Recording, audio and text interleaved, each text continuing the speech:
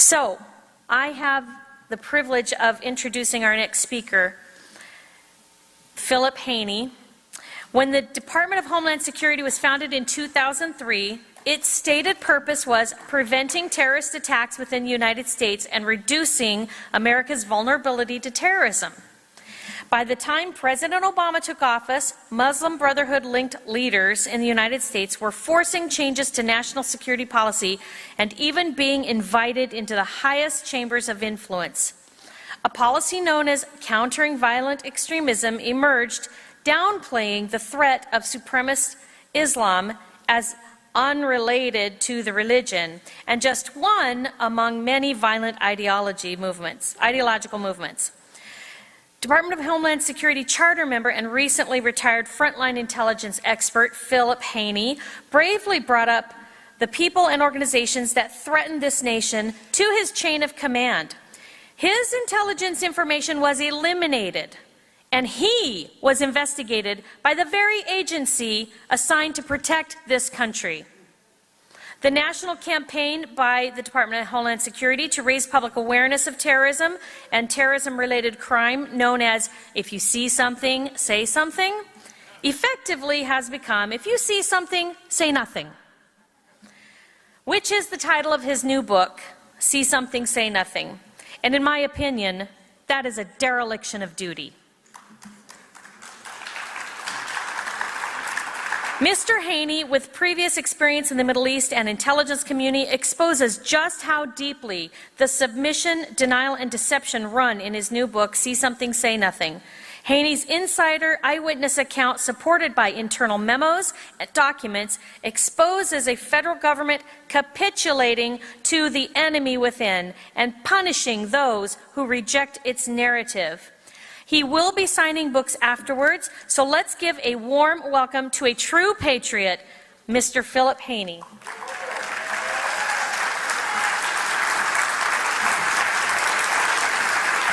Thank you, sir. Thank you.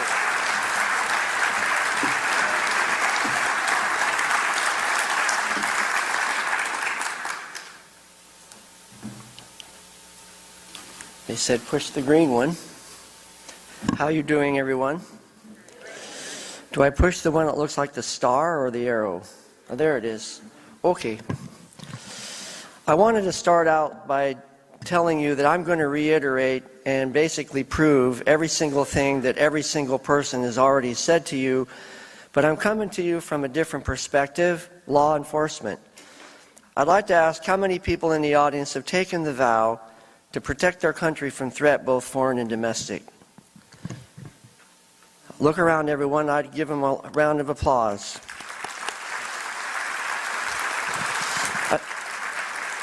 I'd also like to ask how many of the people in the room who took that vow feel that they have retired the vow. All of you feel your vow is still active duty. Is that correct? Of course we do. Because there's one thing that you do. Once you take a vow like this, you can never cover your face if you're a person of integrity. And that's the person why I'm standing in front of you today, because I refused to cover up my eyes and not see what was going on right in front of me. This is going to be a high speed. It's not really intended per se for you to grasp every single thing, but the PowerPoint's available if you'd like to have it. What we're going to do is we're going to go through and answer the question, why are they doing this? And how did we get to this point where we are today? Isn't everybody curious? How did this all happen? Well, I'll give you one clue. It didn't start with 9/11.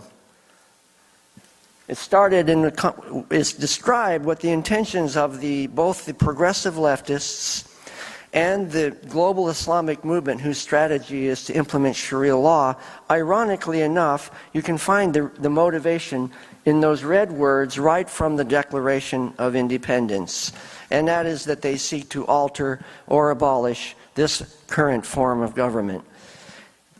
The Founding Fathers wrote this in a benign way to encourage us to stay engaged in our government of, for, and by the people.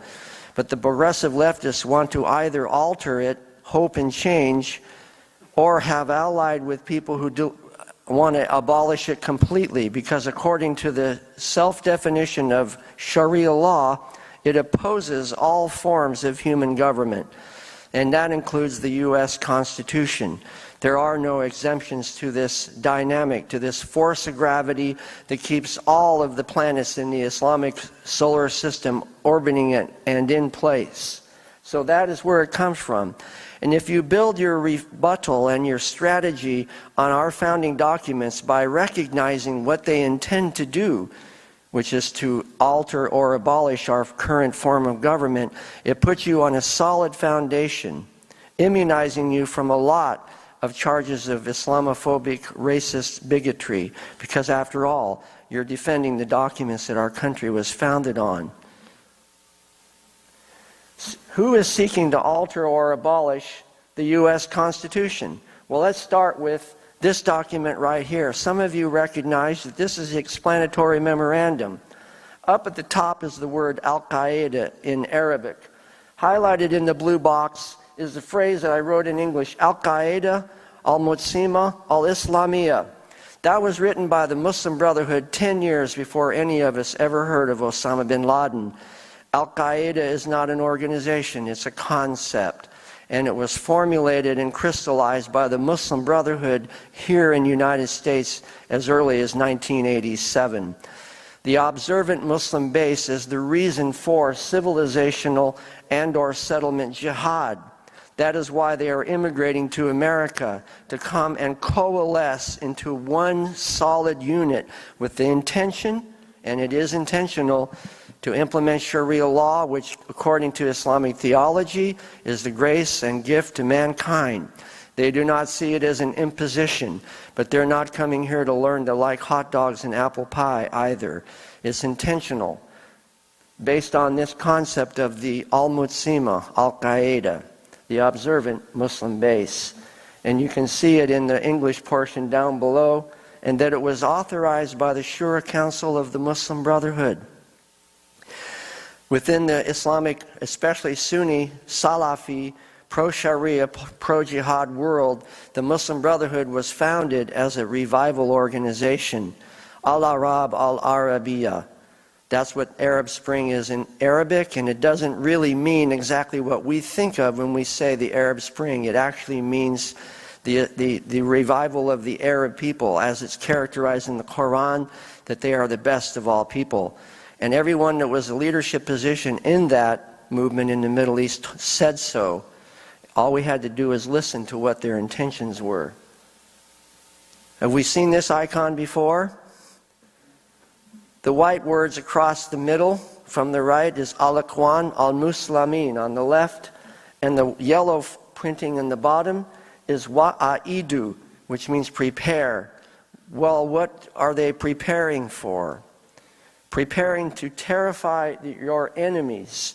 According to Malik, in the Quranic concept of war, every tactic and strategy should be designed to do what it says in the Quran, which is turhibuna, which means to terrify your enemy and defeat them. Actually, the word is slaughter them in warfare. That, my friends, is the icon of the Muslim Brotherhood. The word wa'ayuda comes from Quran 860, called Al-Anfal, the spoils of war, the most violent chapter in the entire Quran.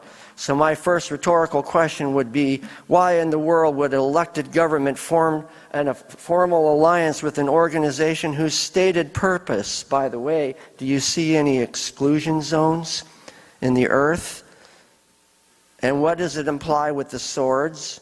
And by the way, what does the Quran imply? What it implies is that that entire strategic and tactical goal represented in this icon is authorized by the Quran. This is the icon of the Muslim Brotherhood, the very same organization that we hear about virtually every day, represented by front groups like Council on American Islamic Relations and Islamic Society of North America and North American Islamic Trust. It's also the organization out of all of them that I could have possibly chosen to focus on when I was a counterterrorism specialist, active duty in the Customs and Border Protection branch of Department of Homeland Security as a founding member, that could have got me in the most possible trouble. Because after all, I was contradicting by default the policy of the administration, which was only forming in 06, 07. But by 08, after the Holy Land Foundation trial was completed and 105 guilty counts against 5 individuals for support of Hamas was brought forward by the Department of Justice, from that point on, the administration made a conscious and deliberate decision to overlook irrefutable proof in federal court, not to mention the databases that individuals like me work so hard to maintain, and deliberately and intentionally ignored it, and brought these individuals into positions of authority and influence within the administration, which exists to this very day. And rather than just passively ignore it, which they tried to do initially, they took the next step and removed it from the databases. And then to take another step after that, rather than just merely remove it, they came after the subject matter experts like myself and Stephen Coughlin and Matthew Dooley and William Gothrop and John Wandolo and others like us, one or two within each of the agencies of the federal government that by an act of God or fate or coincidence of history found ourselves in a position where we were the designated subject matter experts. And just like in a pyramid, they knocked us off one by one. But by His grace, I managed to survive the entire time and retired honorably July 31st, 2015. But you should know another thing about me. I'm a scientist. That means I'm a nerd. And what do nerds do? Nerds write everything down. Just like the Terminator, I have extensive files. And I gave them all to Congress, which is a whole nother story. Maybe I'll have time, because I told you this is high speed, low drag. We're going to go fast. Okay, so that's all well and good about the Muslim Brotherhood and their intentions to implement Sharia law. By the way, that's a strategy. They have a spectrum of tactics that they are authorized by the Quran, thus the Quran on the icon, all the way from soft persuasion to intimidation to coercion, right up to outright violence. So what about now? Well, look up there. C.J. Johnson, Secretary of Homeland Security, just spoke last weekend at the 53rd ISNA conference. That is despite all of the evidence we call the derogatory information that people like myself, who took a vow to protect our country from threat, both foreign and domestic, put into the system, which would take us 15 seconds, maybe 30 tops, fast enough to write ISNA into the system and push the button, and it would all come up. And President Obama and Jay Johnson, I could sit them right there in front of me and show them in that quick a time the derogatory information on the Islamic Society of North America. And my former boss has the obscene hubris to go and meet with these people, knowing, because they cannot say that they don't know, who they actually are and what they represent, which is to alter or abolish our form of government. And this was last year. President Obama spoke at it too. Valerie Jarrett spoke at it maybe 2013. They know. That's the point. Who else is seeking to alter or abolish the U.S. Constitution? The progressive leftists, by bringing change and diversity to America, for example, in Rutland, Vermont. How many people know about the case in Rutland? The man's name is Don Chiaffi. He's leading the fight up there in Rutland. I'm going to go up there after the conferences are over and talk next week with them. But if you look it up, you'll see stories like this. Overnight, what I call parachuting. They intended to drop the refugees into the middle of Rutland without notifying anyone in the community, other than the mayor perhaps in a close inner circle, what their intentions were, with no intention. No explanation whatsoever and no accountability. I ask you, my fellow Americans, if this is such a noble cause, then why are they using such deceitful practices to do it? This is just another story in the sequence. This is the live story right now. But it's not the only place in America where it's happening. You go to Sioux Falls, or you go to Emporia, Kansas, or you go to Grand Rapids, Minnesota. I didn't know there was a Grand Rapids, Minnesota till I went there, but there is one. And this kind of thing is happening all over the country. An abrogation of due process and constitutional principles happening right in front of us. They are aiding and abetting the Muslim Brotherhood's goal of settlement jihad, and it's happening right in front of us. Did you know that people who immigrate, muhajirun, receive the same reward in heaven as the mujahideen? Did you know that? It's intentional. This is just one more in a sequence of the stories. The tactics of the progressive left also include, along with abrogating constitutional principles, to bring change and diversity to America by supporting Sharia law. And anybody that's worked in the ALAC arena knows how difficult it is to get the ALAC bills passed in any individual state. Now, these two individuals on either side, only the Lord himself could have put me like a piece of bologna in a bologna sandwich right between the two most implacable adversaries. Farhana Kara on my right, who is Muslim Advocates leader, who basically, along with her coalition, was responsible for the Great Purge of 2011 and 2012. And on the other side, Richard Cohen, president of the Southern Poverty Law Center, who designates groups like this one as hate groups. And here I am sitting right in the middle. And we were told by staffers the next day that this was the first time in history that civilians, anybody, ever came and talked on the Hill about Sharia law to Congress. The first time in history.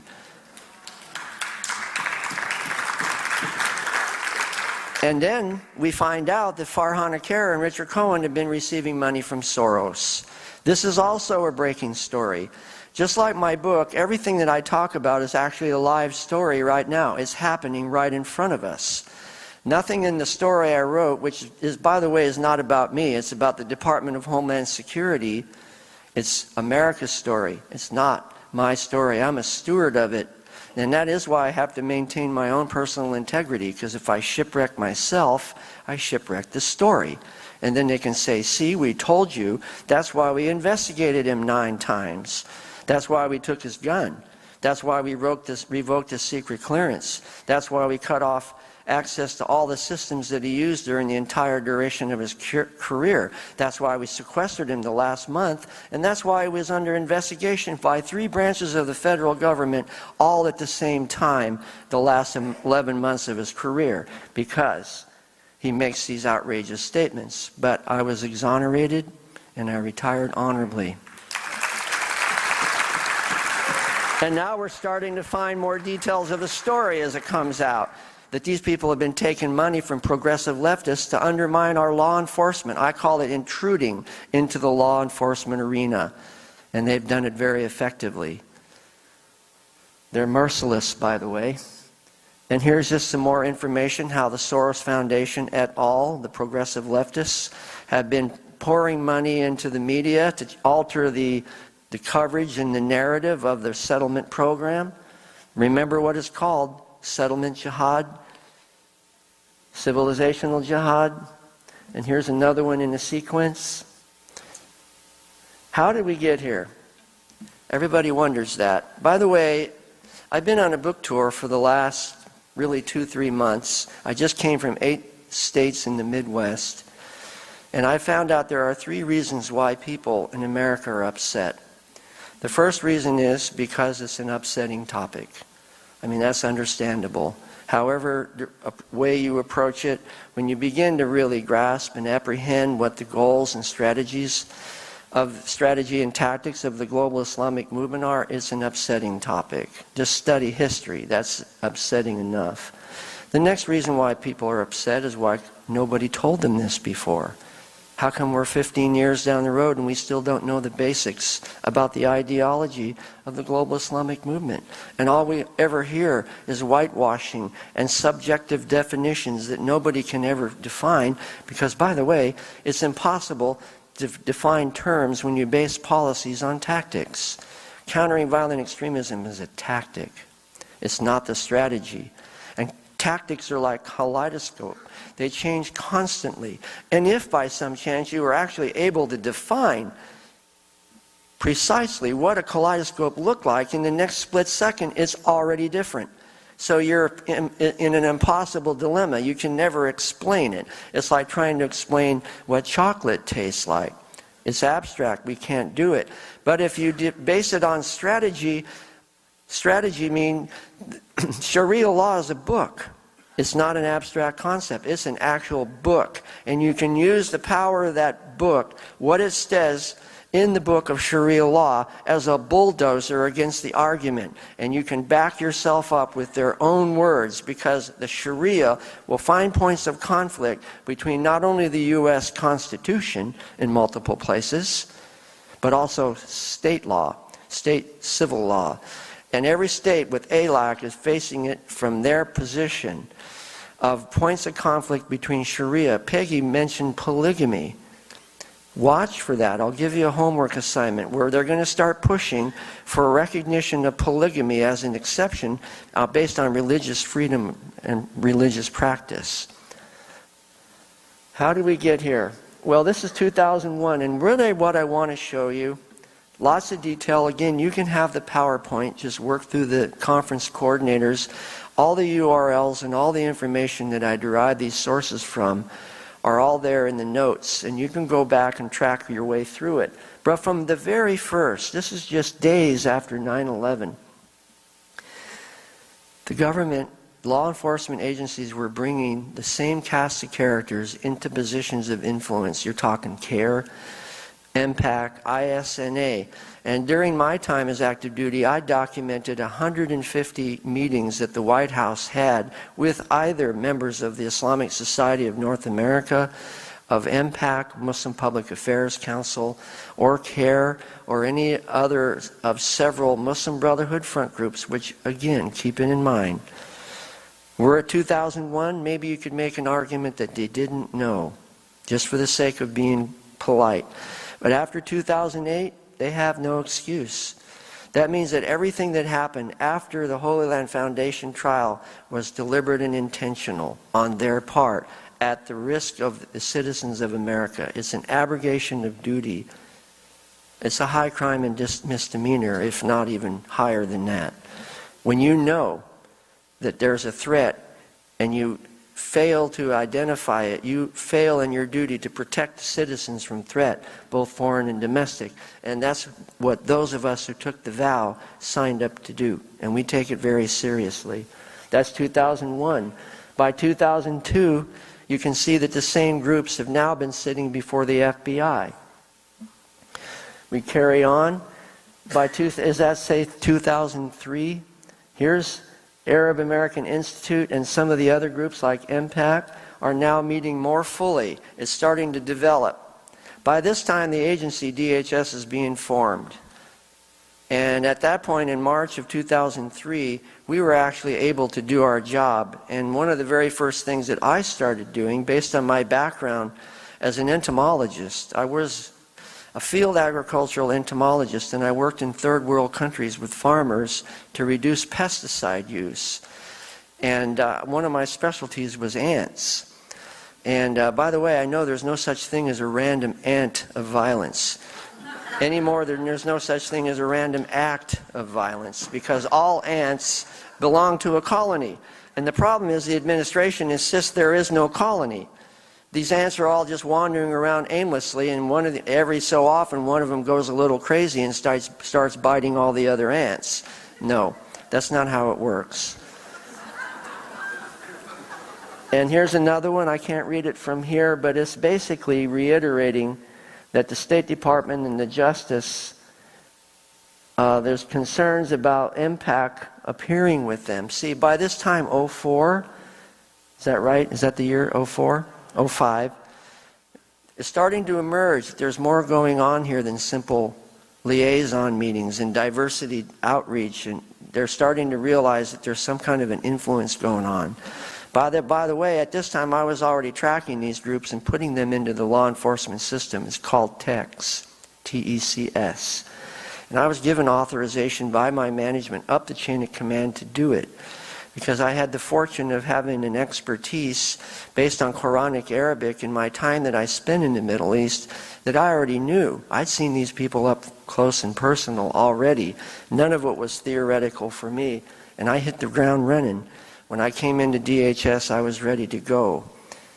So then we have 06, and I put these arrows here just to show you that the same cast of characters, every time you turn around, they're meeting with law enforcement agencies and providing insight, so they say, and influence into the policies of our countering terrorism, domestic, and as you'll see as we go along, also not only domestic counterterrorism policy, but also foreign counterterrorism policy. And that, by the way, is still going on today. Can anyone name the 3 subgroups that were opposed to Assad on the ground in Syria that the administration was arming through Benghazi? Al-Qaeda of Iraq, Al-Nusra Front, and the Muslim Brotherhood. And after Judicial Watch FOIA'd those documents and we got to take a look at them, it hit me again, like I said before. No wonder I was in so much trouble all the time. The administration is outreaching to the Muslim Brotherhood not only in domestic capacity but also in foreign affairs as well. And they certainly can't have subject matter experts in counterterrorism putting records into the system that might cause them problems down the road, because then they may have to be accountable for what they did. So that's why they removed it, for plausible deniability. It was really summed up well when Janet Napolitano said vis-a-vis the Boston Marathon bombing that we didn't get a ping. Remember that? Man, that is a disgrace, because she threw all of us under the bus. You're telling us that we don't know what we're doing, that we're relying on an electronic system to get an audible ping, so to speak, so that we can recognize people that may pose a threat standing in front of us? Did you know that Tamerlane Tsarnaev came back to the United States without a passport? He had an LPR card, lawful permanent resident, aka green card. If you were a CBP officer and you knew that you cannot travel outside the United States on an LPR card, you have to have a passport from your original home country. Every naturalized citizen in this room knows that. What would you naturally do if Mr. Tamerlane comes and puts his LPR card on the counter in front of you? Where's your passport? That should have been enough right there. So when Napolitano says we didn't get a ping, what she's doing is reiterating, basically, oh, too bad, there's nothing we could do. We didn't have information in the system, so we didn't get a ping. Well, the reason why you didn't have information in the system is because you made people like me take it out of the system. In 2009, 1 year after the Holy Land Foundation trial, when I already mentioned that they proved irrefutably in federal court that these Muslim Brotherhood front groups were tied to Hamas, I got an order from the administration to purge all of the linking information out of 820 text records that I'd spent several years putting into, because we weren't allowed to put information into the system having to do with terrorism. And remember, the founding motto of DHS was to protect America from terrorism. This here is MPAC is meeting with FBI Director Mueller. MPAC is the most consistent of all of the Muslim Brotherhood front groups. And you might say, well, can you prove it? Yes, because the founders of MPAC were 2 self-avowed members of the Muslim Brotherhood, were immigrants from Egypt in Orange County, California. And this here is a letter by our own Pete Hoekstra, sounding the alarm back in, again, I can't quite see it, that he's concerned about this constant appearance of these Muslim Brotherhood front groups within the hierarchy of the government. So a shout out to Pete Hoekstra for it, because he's one of the very first people that saw it. And he actually had the wherewithal to do something and put it in writing, and now this will be part of history. By the way, history is a fearsome woman. If she fastens her eye on you and you are on the wrong side of history, she will turn you into a stone. But people like Pete will live forever in our history because they saw it and they did something about it. So this is a real turning point. This is the infamous Words Matter memo from 2008. This is when we first began to be told that you can't use these certain words because they might be inflammatory, discriminatory, or some other adjective, and somebody within the Muslim community might get offended. This is when we really started going off the road, when things really were becoming apparent that there was a rotten fish in the closet somewhere. Remember, I'd already been active duty for 5 years at this point. They asked me for a review as a subject matter expert, and I gave them 7 points why there was a problem with this memo. Do you think I ever got any response from it? No. And then the same year, the FBI puts out their guidelines, and lo and behold, none of those words that were formerly used were in the lexicon of their guidelines. Remember, the question is, how did we get here? I'm showing you essentially 1 or 2 examples from every single year, from 9/11 right up to current time, how we did get here. This is the famous chart that Steve uses a lot about the purging of the information. This is 2009. We go from common use of these common terms, jihad, etc., to 0, to nothing. Well, what exactly are we supposed to say instead? And they never actually told us, except for nice terms like man-caused disasters and random acts of violence. This is another real key turning point. This is June 4th, 2009, when President Obama spoke before the Muslim Brotherhood at Al-Azhar University. Is called a New Beginning speech, and said basically we're going to push the reset button, and we're not going to have a law enforcement based counterterrorism. We're going to base it on civil rights and civil liberties.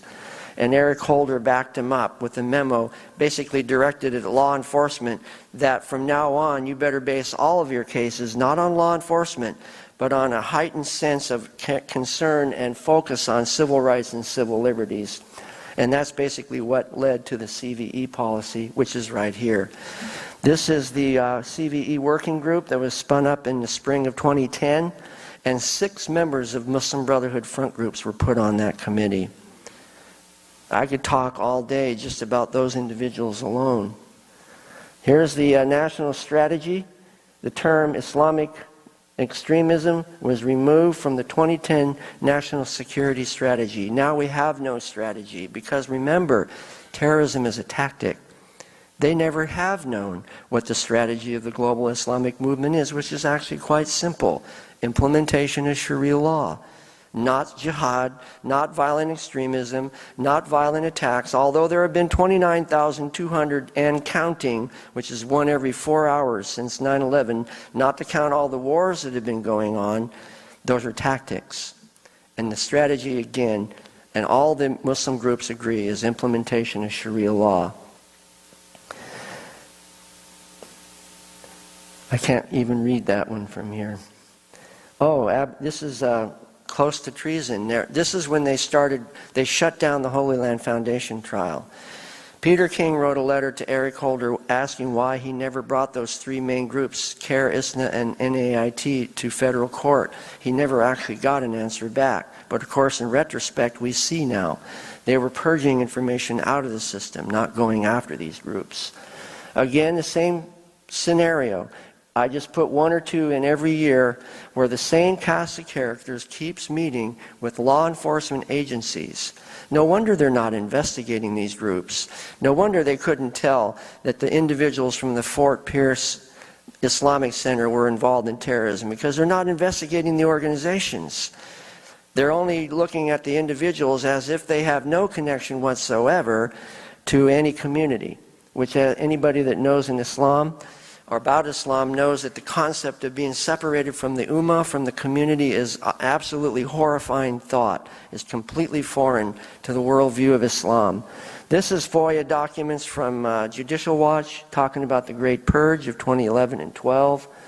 And then here's the guiding principles of the FBI. And right down there it says that even though a person is affiliated with a known terrorist organization, we can't assume that he himself is a terrorist. And now you see why they have such a problem connecting cases like with San Bernardino and Orlando, because they are not allowed to make the connections. If they do, their own career will suffer for it. And that's why the guys like us, we were harbingers. We got knocked off right beginnings. You think any other career officer is going to want to go through what we went through? No. Here is, what does it say at the top? Okay, so we're up into 213 now? 12, okay. And the next one here's the same thing. Muslim Brotherhood front groups working hand in hand with the administration all the way through. Now we're what, 4 or 5 years past Holy Land trial. We're way, and we mentioned Michelle Bachmann earlier. We all know what happened to her when she brought it up. She was right. And law enforcement officers knew that our own elected officials were making abject fools of themselves in public because what they said was wrong, and she was right. They were right, the 5. And then here's another one, same thing. Now we're being told that we're, got to really focus on civil rights and civil liberties. No more law enforcement. The war on terror is over. That was actually declared several times. Here's more FOIA information. And then here's another document. Just showing you the progression as we walk through it. And this is, to me, one of the most serious abrogations of constitutional responsibility. This is the Federal Register. In February of 2014, my former boss, Jay Johnson, the one that just met with the ISNA, dropped in the middle of the night a provision in the Federal Register that even if you only had limited involvement with the known terrorist organizations through providing of zakat, that the U.S. State Department could now give you a visa. That's how far gone we are. That's why we don't know who these people are, and even if we do, we still give them visas if they only have limited cultural affiliation with known terrorist groups. How many did you know that was in the Federal Register? Not Congress, not executive order, not even a memo or a directive from a secretary of an agency. In the middle of the night, signed by Jay Johnson in the Federal Register, and has had a macro effect on our immigration policy. And here's the letter. This is another legacy of Jay Johnson. You see his signature? This is the one that set off the whole chain of events that led to the big macro lawsuit in Texas vis-a-vis the immigration policy. We were assured that it was solid law, and that if we didn't follow the directive, that we would suffer the consequences. Well, he wasn't so sure, was he? Because now it's in federal court. Here, the White House refuses to designate the Muslim Brotherhood as a terrorist group. This is 14. They say there's no evidence that they are affiliated with terrorism whatsoever.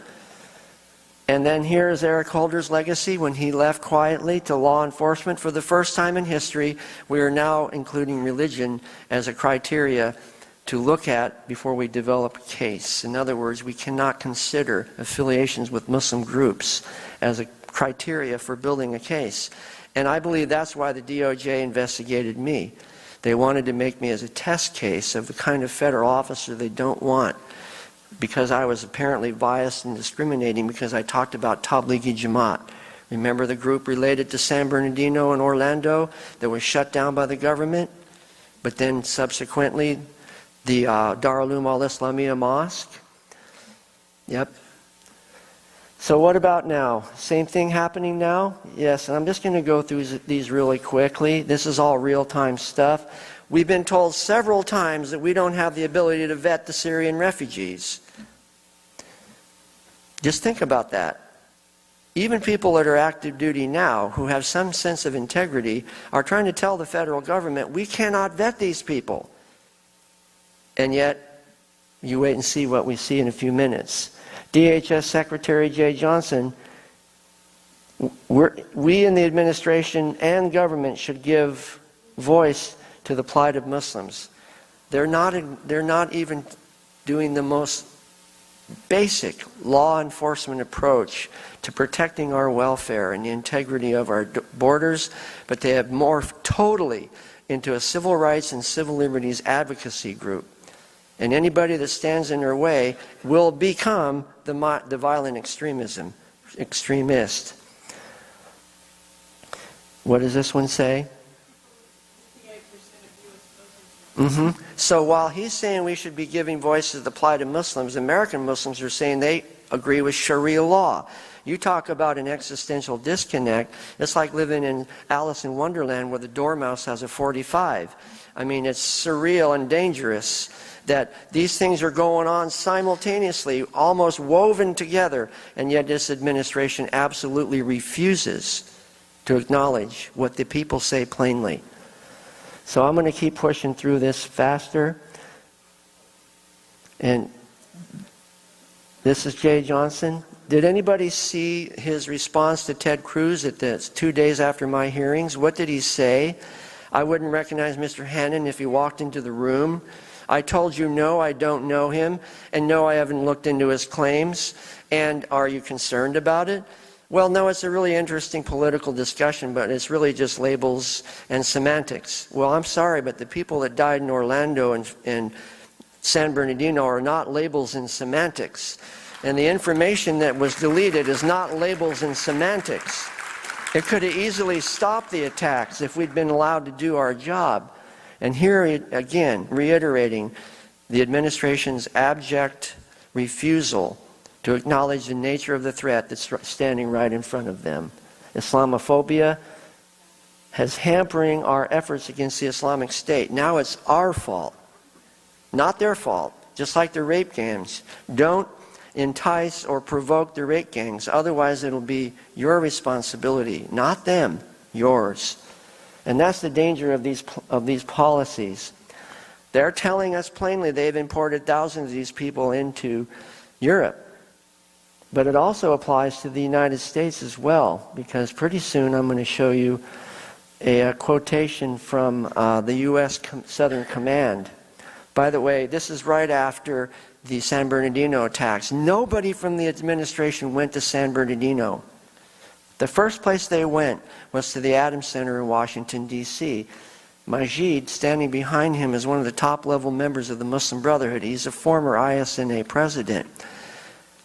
We're so off balance here that when crises erupt, the administration rushes to the aid of the Muslim community and doesn't even pay any attention to the families of the people who actually died.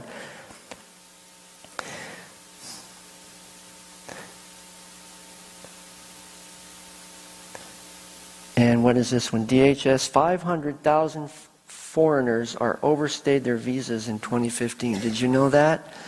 Not only are we not knowing who they are when we give them the visas, but the ones that are here, 500,000 of them are overstayed. Our entire visa structure and law enforcement structure is a shambles. It's not too late. The people who have taken the vow are more than willing and capable to do their job, but take the handcuffs off and the blindfolds off and let us do our job, and we're very capable of doing it without violating anybody's civil rights or civil liberties.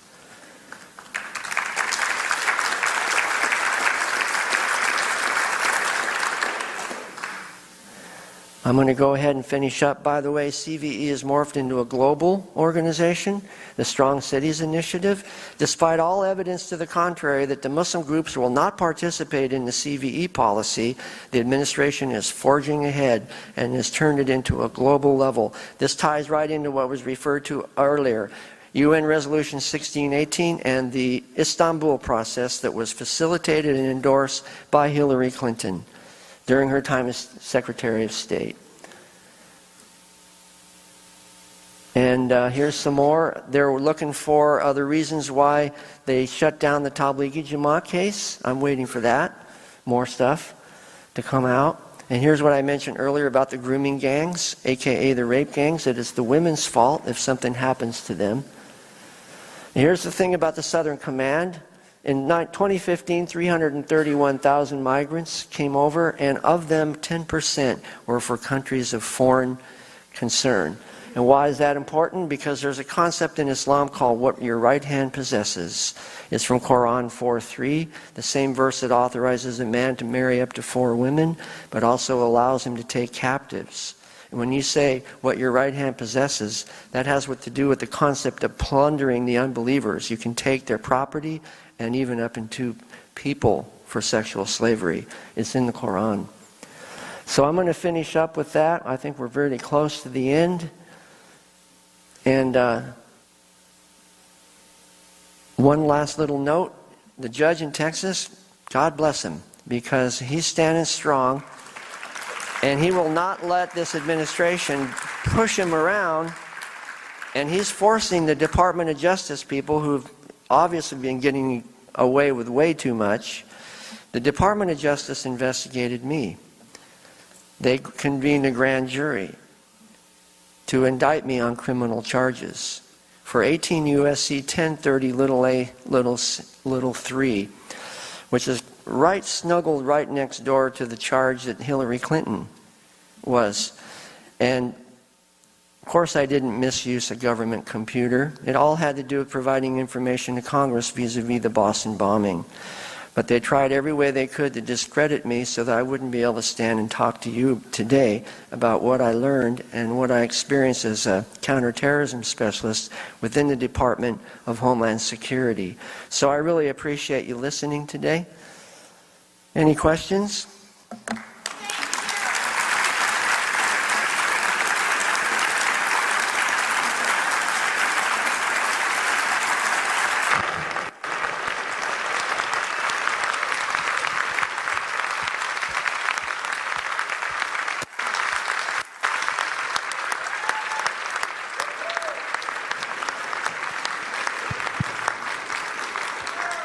Again, I will remind you, time is short, so keep your questions short as well. Thank you.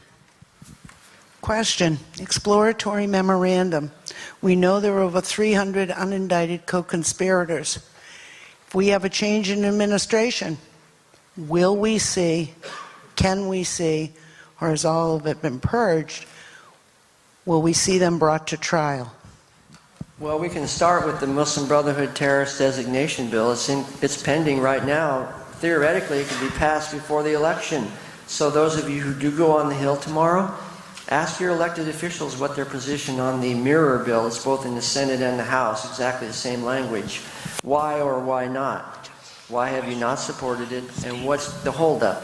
Because you could, if you designate the MB, start with what you can see in front of you. Building a wall 90 foot thick won't do us very much good if we can't address the nature of the threat that's standing right in front of us. But if we were to do that, we would send a shockwave around the global pro-Sharia, pro-Jihad, Salafi Islamic movement without firing a single shot or dropping a single bomb. Why don't we start with that? Go ahead. Thank you for your courage and your boldness to be here to share this afternoon. As you stated, tomorrow we are going to be visiting our representatives, and I realize with the plethora of information that you have given today, which is quite overwhelming, but can you give me and us suggestions as like a bullet point top issues that we might be able to share with our reps? And in your opinion, what would be good questions or advice or facts to go to them with? It's like the sound of music. How do you solve a problem like Sharia? Start with that, because that's the strategy of the global Islamic movement. There's no point in discussing tactics. Start with Sharia and the strategy first. Then you'll actually make some progress. If you will make any at all, start with that. We're all like-minded people here, and it doesn't take a genius to understand what's going on. Simpleton like me can get on the internet, learn so much. Of course, thanks to ACT, I've learned a lot more. My question is very simple.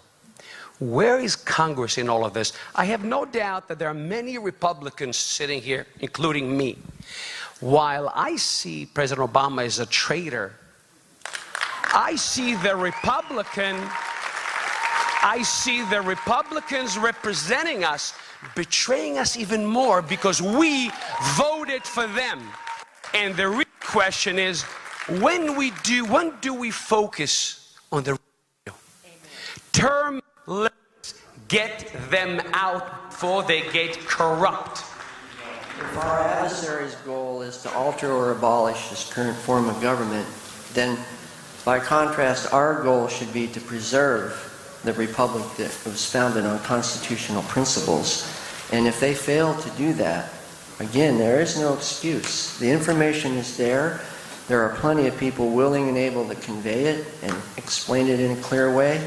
I myself, I didn't pull a Snowden. You never saw me in public, did you? Before Nope. I retired. retired. I went to Congress 50 times. With that 50 said, times, and had people that I respected greatly look me right square in the eye, less than an arm's length away, and tell me we need to protect you and protect your information, and then turned around and didn't do it. That's guys with R's after their name. so the bottom line is we're still losing, No, we're not. even though we know everything there is to know. If I felt that way, I wouldn't have the energy to come and speak before you. Because I know what we're capable of. You would be surprised how fast it would turn around if you let the law enforcement guys do their job.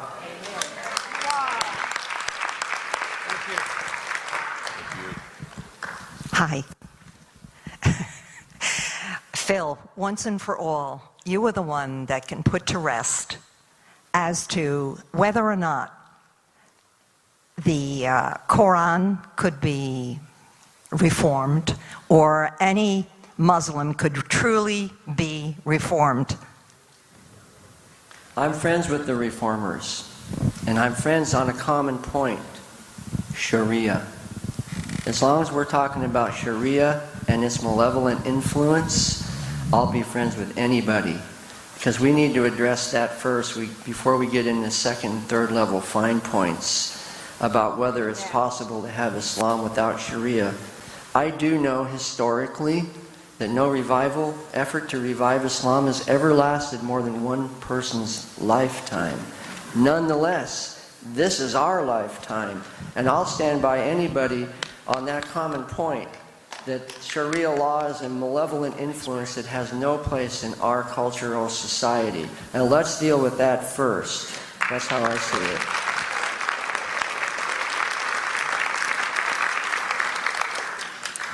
You mentioned dereliction of duty. What charges could be brought if someone wanted to charge them? And if that's not fruitful, how rapidly can we unravel the damage that's been done by their dereliction or intentional acts? Congress has everything. When I said I was like the Terminator and I had extensive files, I wasn't kidding. Wow. They have it. So that would be, I'll tell you, if I was given the mandate from the Trump campaign, it's really simple. I'm a field officer. I'm not a DC bureaucrat. I would go back to the field and teach my colleagues, help them upgrade their skills in counterterrorism, how to put cases together. Because I know where the holes are. I saw that. I interviewed these people year after year. I didn't even mention what I actually did in my job. I interviewed terrorists. I received a commendation letter from National Targeting Center for finding 300 terrorists on one case.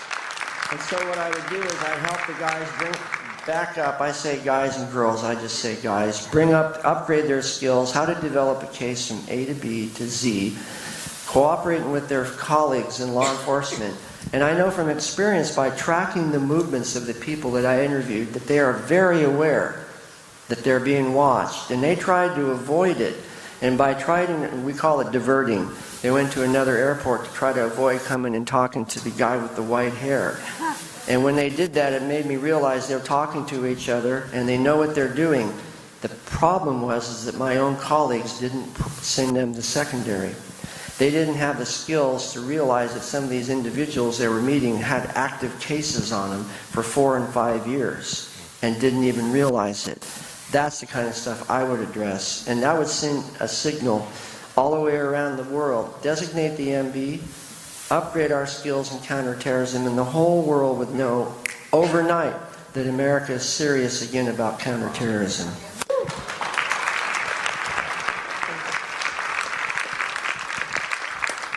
Thank you for being here. I want to address something that I've been trying to address to other speakers.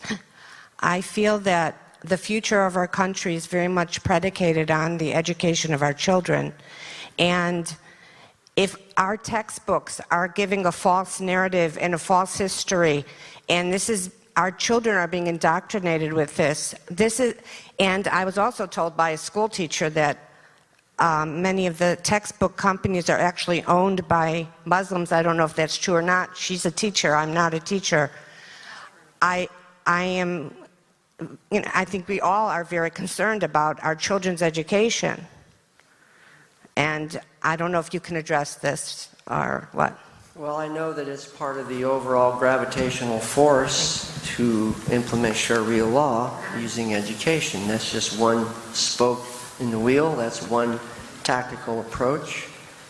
But some of us here may be called to address that. Not everybody will, but not everybody here is called to address all of any of this issue. But each one start with what you have a passion for, but become well informed. No one, as you well know, because this is an experienced group, should become involved in addressing this threat without being fully aware of what it really is. Otherwise, you'll end up getting injured. I would add that there is a table out here on the left when you go out the door that specifically focuses on the textbook project. So go see those guys. Go see Roy. If that's your heart, then go for that, because that's what you'll be best at. I'm from Massachusetts, and remembered after the marathon bombing that there was a suspect who was in the hospital, had powder on his body, and had guards at the hospital door. Obama came in, I think, the day or two after, and this person was released to, I think, Saudi Arabia. I always thought that he had something to do with the marathon bombing. Do you have details about that, and what's your impression? According to Jenna Napolitano, remember the Khartoum resolution, the famous 3 no's: no peace, no negotiation, and no recognition of Israel after the '67 war? Jenna Napolitano did that before Jeff Duncan in the Homeland Security Committee on the 18th of April, 2013. There was no Saudi individual who was a person of interest, a subject of interest, or was ever going to be deported on terrorism charges. There was only one problem. She was lying. So that's a bold statement, right? Well, how would I know it? I told you I used to work at the National Targeting Center. I had the evidence in my hand. I knew she was lying. And now that person that says the Department of Homeland Security said doesn't exist is suing Glenn Beck right now. This is an intrusion of Sharia law, slander and defamation, ghibah, which is a capital offense, through the auspices of the Saudi government against an American citizen. The judge just ruled on the 10th of August that he has to disclose his confidential sources. Well, who might that be? And what does a foreign government or a foreign national have any standing in America to sue an American citizen? Regardless of what you think of Glenn Beck, he's still an American citizen. Al-Harbi was a real person. Despite all the efforts to the contrary of the administration to erase him, they waited just a little bit too long. And that's actually why I was under investigation the last part of my career by 3 different agencies. And that's why I called a chapter in the book Invisible Shrapnel. Because when Janet DePaula lied to Congress, she set off the 3rd bomb, and she shredded the lives of a lot of people who were doing their job with invisible shrapnel. And we're still dealing with the consequences of the Boston bombing today, literally today, 3.5 years after the bombing, while she is now Chancellor of the University of California. So that's how obscene it is. Plausible deniability. While they watch American citizens suffer detriment through lawsuits or career loss, and maintain plausible deniability because they erased the information, but they waited just a little bit too long to do it because I caught it and I gave it to Congress. Thank you.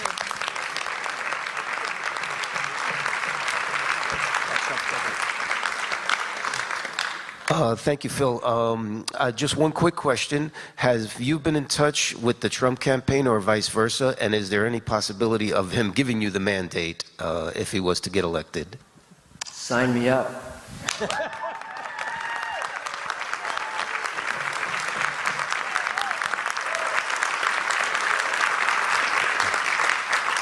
Phil Haney, everybody, thank you so much.